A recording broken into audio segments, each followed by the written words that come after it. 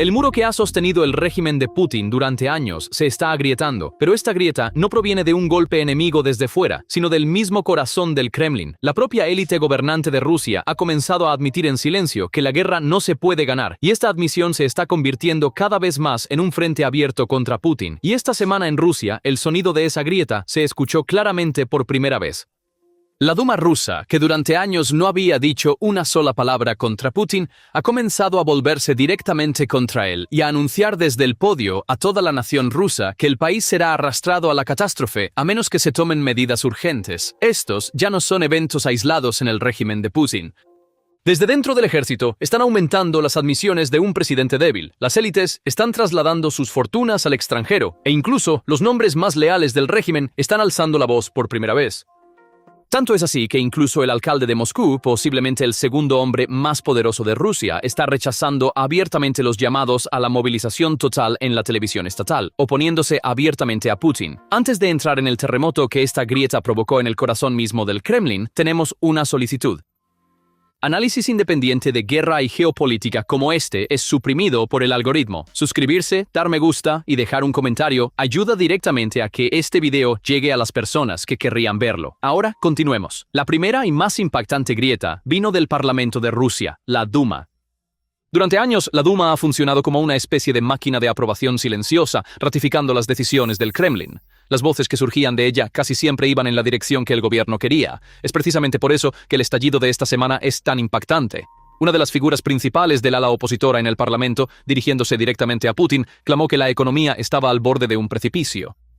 El mensaje fue claro. Al líder se le había advertido repetidamente, 10 veces de hecho, pero no escuchó. Y el primer trimestre del año terminó en un completo desastre. Esta grieta no se limita al nivel político tampoco. La misma admisión está surgiendo, esta vez desde un lugar mucho más peligroso, desde dentro del propio ejército de Putin. Un conocido analista militar ruso, en los últimos días, apuntó directamente al liderazgo de Putin con un lenguaje inusualmente duro. En su opinión, Putin era ahora un presidente débil, y la fuente de esta debilidad era el mismo sistema que él construyó. Según el analista, un orden sistemático de mentiras construido a lo largo de los años había desconectado al líder de la realidad por completo. Es decir, Putin no escuchaba las verdades que se le decían, sino lo que quería oír. Este es el estado más peligroso de un líder, una regla que no puede ver la verdadera condición del país, perdido dentro de su propia propaganda. Pero hubo una admisión aún más devastadora del mismo analista, y fue directamente al corazón del poder militar de Rusia.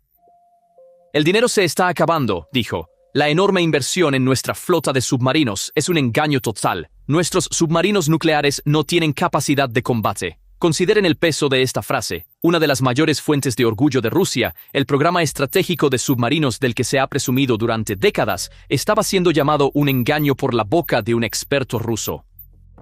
El significado de esta admisión va más allá de un solo sistema de armas. Durante años, el Kremlin vendió al mundo una imagen de armas invencibles, submarinos nucleares, supermisiles disuasivos intercontinentales. Esta imagen se utilizó tanto para dar al público en casa una sensación de poder como para disuadir a Occidente en el extranjero. Pero ahora, uno de los que mejor conoce la realidad detrás de esta imagen está diciendo que esa vitrina está en gran parte vacía. Si incluso los proyectos militares más caros y prestigiosos no son más que un espectáculo vacío, dice mucho sobre el verdadero estado del poder militar de Rusia. La advertencia de la Duma, la revuelta del alcalde, la admisión del ejército. Debajo de todo esto hay un movimiento mucho más silencioso pero mucho más peligroso, las élites de Rusia alejándose de su propio líder. La prueba más concreta de esta ruptura no está en las palabras, sino en el movimiento del dinero. Parte de la élite gobernante de Rusia está trasladando silenciosamente sus fortunas al extranjero como preparación para un posible escenario de caos. Esta no es una elección de inversión ordinaria, es el signo más claro de una pérdida de confianza. Cuando la gente teme que el barco se hunda, comienza a salvar sus objetos de valor, y en este momento, los nombres más ricos de Rusia están haciendo exactamente eso. Tanto es así que se dice que esta inquietud incluso ha creado un temor a la revuelta en lo más alto del régimen. Esta ruptura también tiene nombres. Se informa que el jefe del banco más grande del país, un nombre que una vez estuvo entre los asesores económicos más cercanos de Putin, ha pedido poner fin al conflicto, citando el daño que la guerra está causando a la economía. Que un nombre tan alto en el mundo financiero de Rusia quiera que la guerra se detenga, muestra por sí solo que el ala económica del régimen ya no cree en esta guerra. La inquietud ha cruzado también las fronteras de Rusia. Un jefe de Estado de Asia Central en una reunión con Putin le pidió abiertamente que congelara el conflicto. Dio a entender que la guerra ya no tiene sentido. Esto es una señal de que incluso un líder en la esfera de influencia tradicional de Moscú ya no confía en la fuerza del Kremlin como antes, y esta pérdida de confianza se manifestó incluso en el lugar más inesperado. Uno de los propagandistas más leales del Kremlin casi se derrumbó en una transmisión televisiva, admitiendo que la guerra estaba en un punto difícil y hablando de la necesidad de evacuar a cientos de miles de personas de las regiones fronterizas. El punto donde convergen todas estas grietas deja a Putin enfrentando una elección imposible, y esta elección forma el punto más vulnerable del régimen. Por un lado está la presión para una movilización total para cerrar la brecha de personal y dinero en el frente. El ala proguerra en la Duma quiere que la economía se dirija completamente hacia la guerra. Por otro lado está el ala que representa el alcalde de Moscú, que dice que esto colapsaría el país. Putin está atrapado entre estos dos lados. Si profundiza la movilización, destruye la economía civil y el confort de su propia base, y asume el riesgo de una explosión social.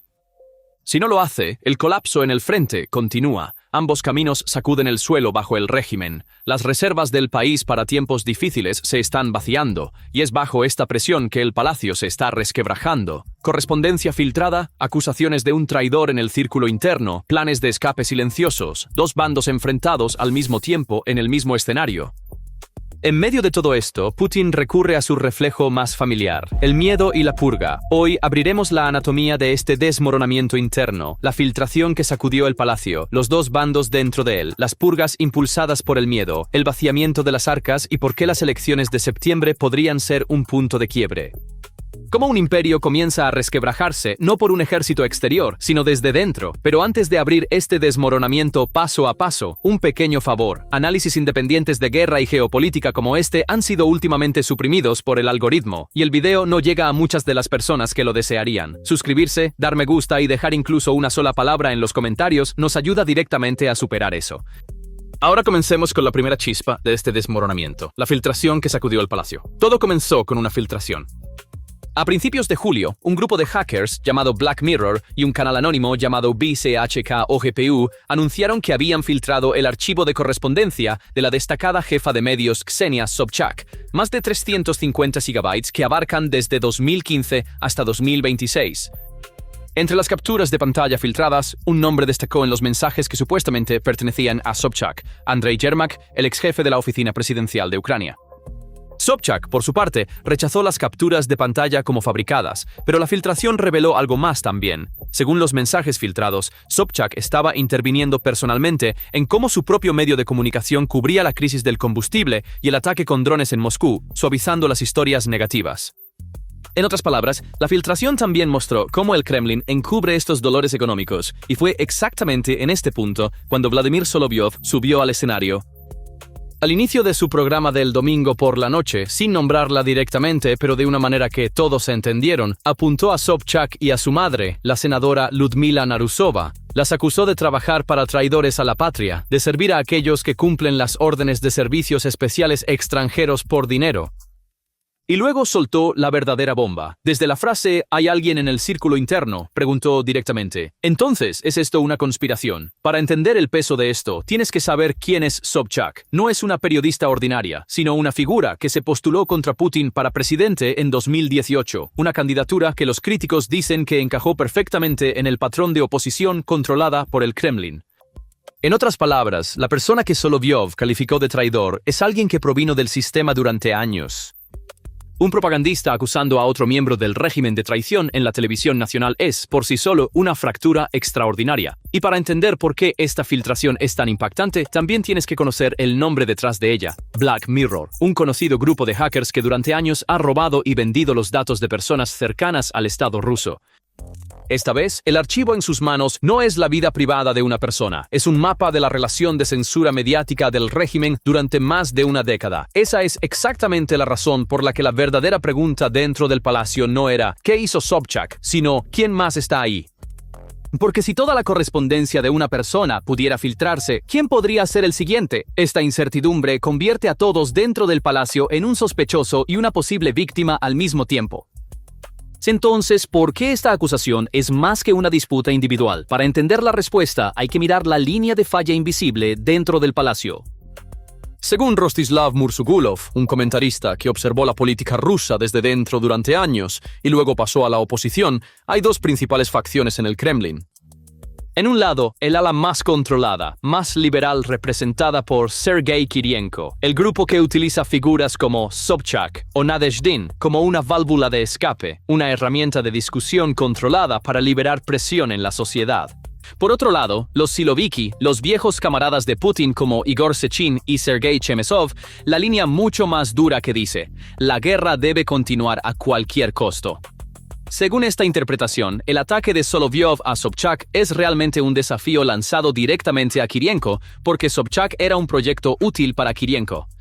Para el ala dura, ella era una debilidad, incluso un punto de fuga. A medida que el pastel económico se reduce, la lucha por los recursos y la influencia entre estos dos campos se agudiza, y ahora ha salido de debajo de la alfombra a las pantallas. La existencia de tales facciones en el Estado ruso no es nada nuevo. Lo nuevo es la visibilidad de la lucha. Si un ajuste de cuentas que antes se realizaba a puerta cerrada con sonrisas corteses, ahora se ha convertido en acusaciones de traición en una pantalla vista por millones, eso es una señal de que el equilibrio se ha alterado seriamente. Entonces, ¿sobre qué están realmente luchando estos dos bandos? En la superficie, ideología, pero el problema real es mucho más concreto. ¿Quién dirigirá la guerra y quién sobrevivirá en el orden post-Putin? Para el ala dura, la continuación de la guerra es una cuestión de supervivencia, porque si la guerra termina, los poderes extraordinarios en sus manos pierden su significado. Para el ala controlada, un ablandamiento medido es la manera tanto de aliviar la economía como de asegurar su propia posición. Es por eso que cada filtración, cada elección, se convierte en una prueba de fuerza para ambos lados. Y en esos mismos días se dio un paso concreto que parecía confirmar esta tensión, el momento en que el miedo se convirtió en la purga. El 10 de julio, el Ministerio de Justicia de Rusia designó al político antiguerra Boris Nadezhdin como agente extranjero. El ministerio lo acusó de difundir materiales de otros agentes extranjeros y de difundir información falsa sobre el sistema electoral. La consecuencia fue grave. Según la ley rusa, los agentes extranjeros no pueden presentarse a elecciones, por lo que Nadezhdin fue efectivamente excluido de las elecciones de la Duma de septiembre. Pero no se detuvo ahí. Unos días después fue detenido, acusado de mostrar un símbolo extremista en una publicación que enlazaba con la fundación de Navalny, y se le prohibió salir del país. Nadezhdin dice que las autoridades están tratando deliberadamente de sabotear su esfuerzo por postularse. Y Nadezhdin no estaba solo. En esos mismos días, la etiqueta de agente extranjero fue impuesta a una oficina de campaña vinculada a él, y a varios periodistas también. Esta ley, en uso durante más de una década, se ha convertido ahora en un arma que, con su connotación de espía, aísla a la persona objetivo ante la opinión pública y reduce sus ingresos y margen de maniobra. Entonces, el problema no es un solo político, es un mecanismo que sistemáticamente silencia cada voz de oposición antes de las elecciones, porque un régimen asustado intenta extinguir incluso la más pequeña chispa de oposición. Y silenciar a una figura antiguerra antes de una elección no es un reflejo de fuerza, sino precisamente de este pánico. Un breve descanso, dar me gusta, un comentario de una palabra y suscribirse ayudan directamente a que este video llegue a muchas más personas, porque ahora pasamos a un aspecto mucho más personal de este pánico, como el mérito colapsó dentro del palacio, mientras las élites se devoran entre sí. Una escena mucho más impactante se desarrolló en otro rincón del palacio, y esta escena muestra otra cara del miedo, la paranoia de la lealtad. Se informa que Putin otorgó a su pariente Anna Tsivileva un rango equivalente al de general de división, consejera de Estado de segunda clase. Sin embargo, el único antecedente relacionado con lo militar de Tsivileva es que trabajó como psiquiatra en un hospital hasta la invasión a gran escala, luego se convirtió en empresaria. Entre los oficiales de carrera, este nombramiento fue recibido con desdén, porque ese rango normalmente se alcanza a través de una carrera que abarca hasta 30 años. Tienes que ver por qué esto importa. Un líder atrapado por el miedo confía en cada vez menos personas y comienza a vincular su confianza solo a la sangre, al parentesco, a la lealtad personal. Otorgar el rango que un oficial de primera línea alcanza después de 30 años de esfuerzo a un pariente sin conexión con la guerra, con un simple trazo de pluma, es precisamente la marca de esta inseguridad y genera una ira silenciosa dentro del ejército. Porque en un sistema donde la lealtad reemplaza al mérito, no son los más capaces quienes ascienden, sino los más cercanos. Y esto no es solo una cuestión de injusticia, sino de competencia. Si un ejército que libra su guerra en su periodo más difícil es entregado a figuras elegidas por lealtad en lugar de a sus comandantes más experimentados, el precio en el terreno también es alto. Entonces, la paranoia de la lealtad erosiona no solo la moral del palacio, sino también el rendimiento del frente. Y todo esto, visto no uno por uno, sino en conjunto, dibuja un patrón: pánico, purga, nepotismo, diferentes páginas de la misma historia, y el momento de toda esta tensión interna no es una coincidencia porque se avecina una prueba en el horizonte: elecciones. Del 18 al 20 de septiembre de 2026, Rusia va a elecciones regionales y de la Duma en un solo día, y una figura como Nadezhdin siendo expulsada del sistema en el último momento, se trata precisamente de este calendario. Incluso los indicadores del mercado reflejan que la posibilidad de algún éxito notable para los partidos de oposición se ha reducido. Según Murzagulov, los signos de un descenso en los índices de aprobación de Putin están apareciendo no solo en investigaciones independientes, sino incluso en algunas fuentes progubernamentales, y esto crea pánico entre la élite antes de la votación. Porque la guerra va mal, la economía se está contrayendo y parte de la élite lo ve calculando en silencio. ¿Cómo salimos de esto? De hecho, debajo de este pánico yace una fragilidad estructural de la democracia gestionada. Durante décadas, el Kremlin construyó un equilibrio al celebrar elecciones y garantizar su resultado de antemano, una sensación de que hay elecciones para el público, una garantía de control para sí mismo, pero a medida que la economía se contrae y la aprobación disminuye, estos dos objetivos comienzan a entrar en conflicto. Forzar demasiado el resultado daña la legitimidad, aflojarlo demasiado y el control se escapa. Es por eso que incluso la más mínima incertidumbre causa pánico, y las elecciones regionales son especialmente sensibles porque son el indicador más cercano del verdadero estado de ánimo en todo el país. Si incluso los partidos gestionados pierden votos inesperadamente, significa que el descontento bajo la apariencia se ha convertido en un número por primera vez, la urna haciendo visible la verdad que intentan ocultar. Ese es exactamente el verdadero temor del Kremlin, y la voz que quizás resumió este pánico de manera más aguda provino del exiliado exoligarca Mikhail Jodorkovsky. En su opinión, el poder de Putin siempre se apoyó en dos pilares: la represión y la popularidad. Ahora la popularidad se está desvaneciendo y solo queda un pilar, el FSB. En otras palabras, Putin ahora tiene que apoyarse en una institución que nunca lo respetó y que él tampoco respetó. La conclusión impactante de Khodorkovsky, un hombre sostenido por personas que no lo respetan, se asemeja más a una marioneta que a un hombre fuerte. Pero la razón más profunda de todo este pánico no se encuentra en las páginas del palacio, sino en las arcas del país, porque el poder de Putin, al final, proviene del dinero, del poder de comprar lealtad, de financiar la guerra, de alimentar a la élite, y ese dinero se está acabando. Según el informe de junio de 2026 del Instituto Kiel, los activos líquidos del Fondo Nacional de Riqueza, el Fondo Soberano de Emergencia del país, se redujeron del 6,5% del ingreso nacional al inicio de la guerra al 1,8% para abril de 2026. En el mismo periodo, el déficit presupuestario del primer trimestre superó el objetivo para todo el año. Los ingresos por petróleo y gas colapsaron un 45% interanual. Además, según análisis de mercado, Moscú ya ha vendido la mayor parte del oro de su fondo, según algunas estimaciones más del 70%, para financiar la guerra. Y el gasto militar, por primera vez en décadas, ha superado los ingresos totales de petróleo y gas. El crecimiento, que antes era de alrededor del 4%, ha caído a aproximadamente 1% para 2026, mientras la dependencia de China se profundiza.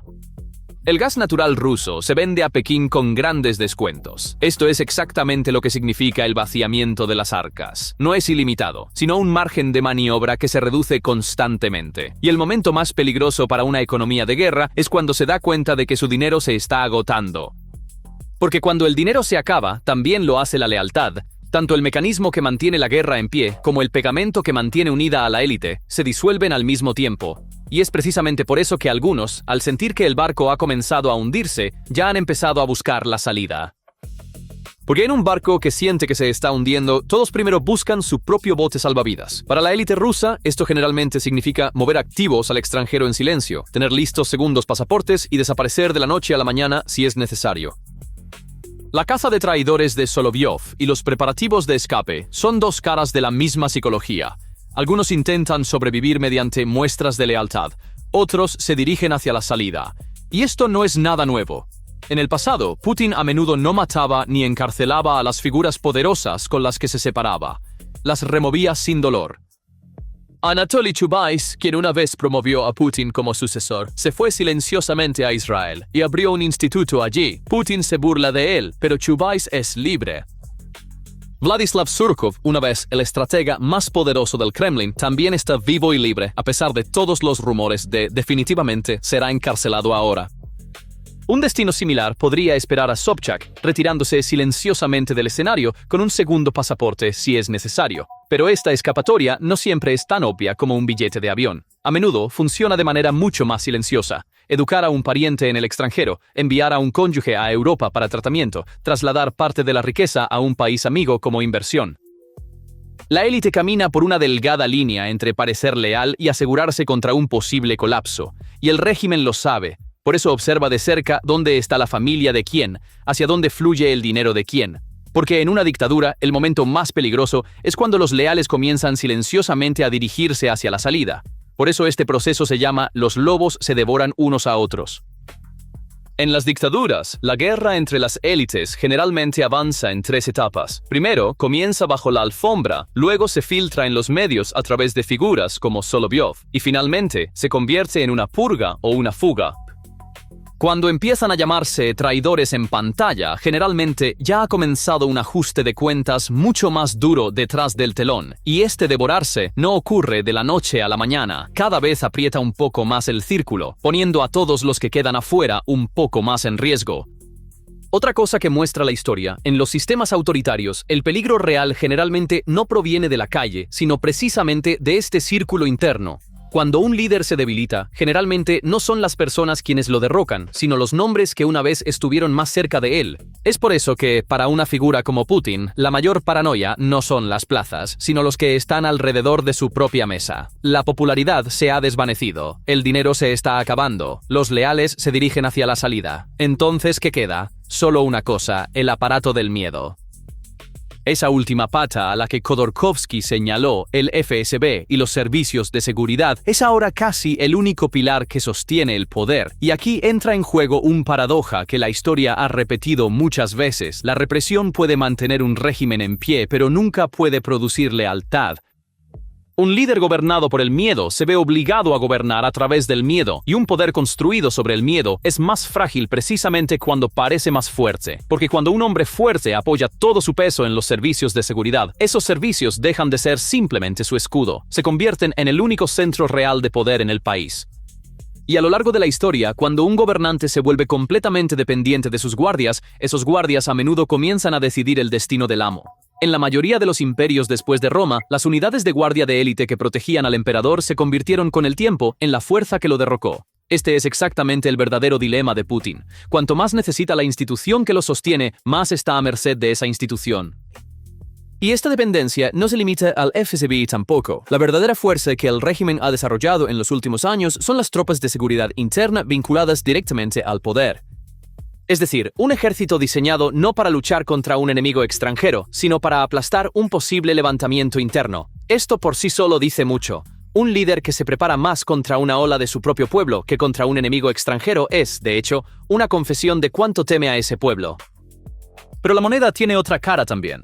Las figuras que comandan esas tropas son ahora centros de poder por sí mismas. Si las balanzas alguna vez se inclinan, la fuerza construida para proteger el régimen podría también convertirse en la fuerza que lo derroque. Entonces, ¿cómo se enfrenta esta dependencia? La respuesta es la lógica detrás de cada movimiento que hemos visto en este video: miedo y recompensa. Por un lado, purgas. Cualquiera que no demuestre su lealtad podría ser el próximo objetivo. Por el otro, recompensas. Generalatos entregados a familiares, arcas abiertas a los leales. Así que el rango otorgado a Tsibileva y la acusación de traidor dirigida a Sobchak son realmente dos caras de la misma ecuación, manteniendo la lealtad viva al recompensar a uno y asustar al otro. En tal sistema, el miedo se filtra de arriba hacia abajo. Un ministro sospecha del siguiente, un general del siguiente. Todos intentan reforzar su propia posición señalando la deslealtad de otra persona. A menudo, declarar a alguien traidor es la manera más fácil de declararse leal. Por eso, en este tipo de regímenes, informar no es un crimen, sino un reflejo de supervivencia, y lo que realmente carcome el palacio desde dentro es esta atmósfera de sospecha mutua.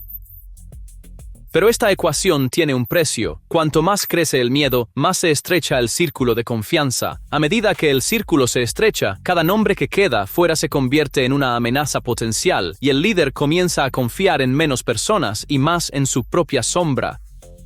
Un poder que una vez fue gobernado por el apoyo de millones termina acorralado en una fortaleza dependiente de la lealtad de un puñado de hombres armados. Eso es exactamente lo que es el imperio del miedo, una estructura que parece un muro infranqueable desde el exterior, pero que se vuelve un poco más solitaria por dentro cada día. Y esta soledad no es solo un asunto interno del palacio, también afecta directamente a la guerra. Porque un centro que gasta toda su energía gestionando el frente interno, lealtad, purgas, fugas, puede concentrarse menos en la guerra real. Y paradójicamente, a medida que aumenta la presión interna, disminuyen las posibilidades del régimen de terminar la guerra. Porque para Putin, perder la guerra significa no solo perder territorio, sino colapsar toda la narrativa de hombre fuerte que lo sostiene. Entonces, el miedo alimenta tanto la purga en casa como la continuación de la guerra en el extranjero. Al final, esta historia cuenta mucho más que un solo escándalo, porque los imperios a menudo se quiebran no por un ejército que viene de afuera, sino desde dentro, cuando el dinero se acaba, cuando el miedo crece y cuando los lobos comienzan a mirarse entre sí. Y la escena que vemos ahora en el Kremlin muestra todos los síntomas de un sistema bajo presión. Arcas vacías, una máquina de propaganda acusando a su propia gente de traición, generalatos entregados a familiares y élites buscando la salida. Y el precio de esta incertidumbre también, al igual que con la guerra misma, lo pagan en última instancia las personas comunes de ambos lados. Ninguno de estos factores por sí solo es decisivo, pero todos juntos apuntan en la misma dirección. Un poder que aún muestra los dientes hacia afuera, mientras crece cada vez más temeroso de su propia sombra por dentro. Y a lo largo de la historia, los imperios se han vuelto más impredecibles precisamente en este punto, pudriéndose desde dentro en el mismo momento en que parecen más fuertes. Las señales a observar son claras, como resulta en las elecciones de septiembre. Si este ajuste de cuentas se convierte en una verdadera purga o en escapadas silenciosas, si Kirienko realmente enfrenta un desafío y cuando la aguja en las arcas se vuelve roja. Pero no debe olvidarse, un régimen acorralado pero aún poderoso puede optar, en lugar de desmoronarse, por cerrar filas sin piedad. Por eso, la verdadera pregunta no es ¿cuándo caerá Putin? Veremos juntos si esta presión interna se convierte en una verdadera ruptura o si el Kremlin supera esta crisis también como siempre, eliminando a algunos lobos. Entonces, ¿qué piensas? ¿Este desmoronamiento interno creará una verdadera ruptura en el Kremlin o los lobos se devorarán entre sí y el régimen logrará mantenerse en pie una vez más? Por favor, comparte tus pensamientos en los comentarios. Para estar informado de los análisis exclusivos de guerra y geopolítica de PPR Global, suscríbete a nuestro canal y activa las notificaciones. Gracias por elegirnos.